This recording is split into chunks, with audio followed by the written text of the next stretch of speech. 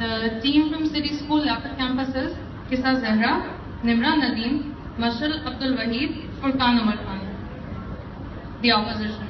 The proposition, which is the team from Foundation Public School, is Rida Nadeem, Manahil Ikram, Mehroz Mastoi, and Mir Maulad. I would like to invite the first speaker of the proposition.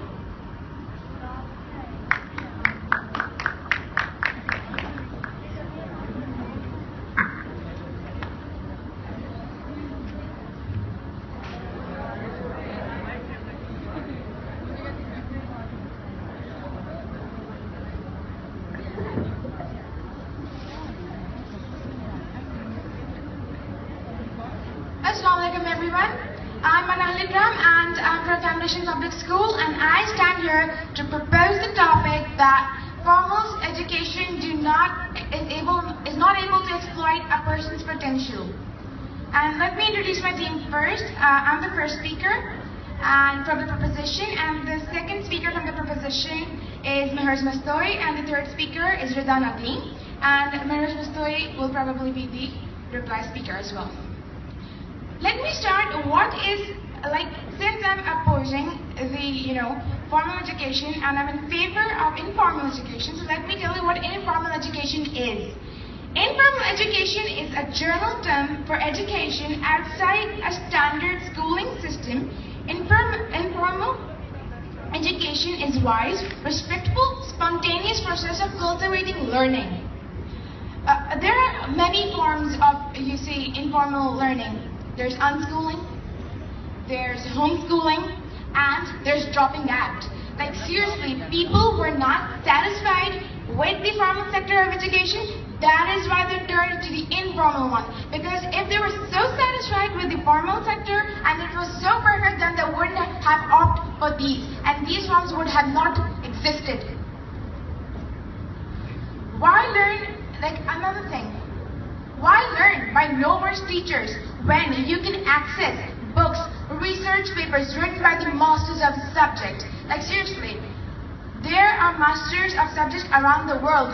A school cannot provide you with the masters of subjects, but you can access them through internet, and that comes under the branch of informal learning. So why learn by those beginners, teachers, when you can just go for the masters who wrote their point of information, please?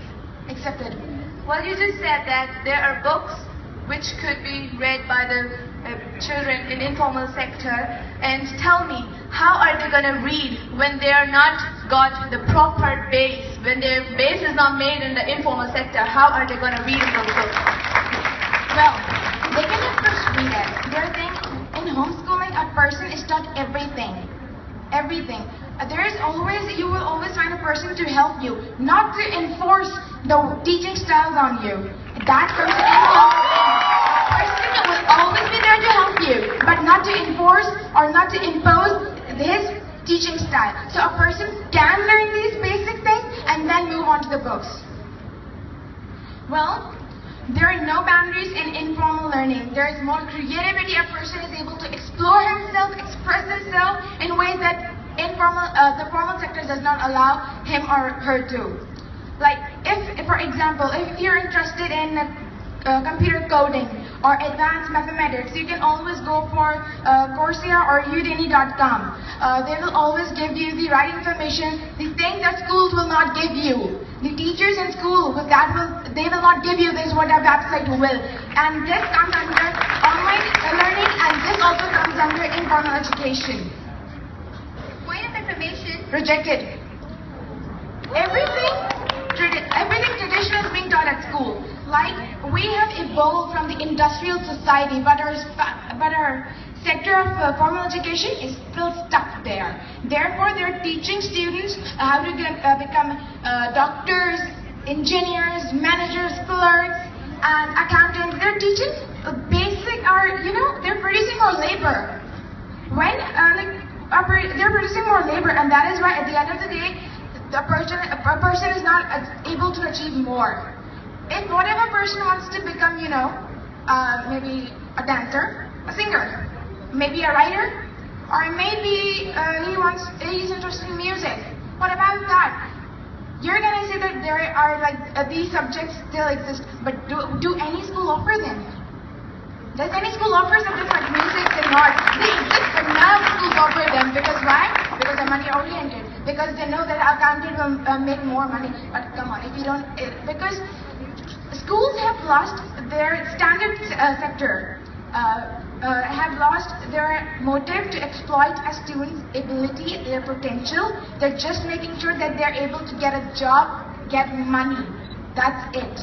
That's all there. And that's not the potential a student has. Everything is specified. Take Cambridge system for example. Specific teachers teach specific students, specific subjects, and they information accepted. For your kind information, Cambridge system is a part of formal education. That is exactly what I'm saying. And yes, hurry. That is exactly what I'm saying right now. Well, for Cambridge system, everything is taught in a specified way by specified teachers for specified students, a specified course, a specified paper, specified timing, and specified way of writing. Like a student doesn't have a freedom of choice. So this frustrates the students out, and that is why they take tuitions, which comes under informal learning. Most of the tuitions are taken by the children who are from Cambridge system, which is part of formal sector. Yes. Informal education is much better because a person is able to achieve much more. Actually, it is much more, like time efficient, and it takes less money. But what if a poor person doesn't have money and cannot let his child to go to a school? Then what happens to his potential, that poor child's potential? But he cannot achieve it through what? Through informal learning sector. And this is how I would like to prove my point and end my speech here. Thank you.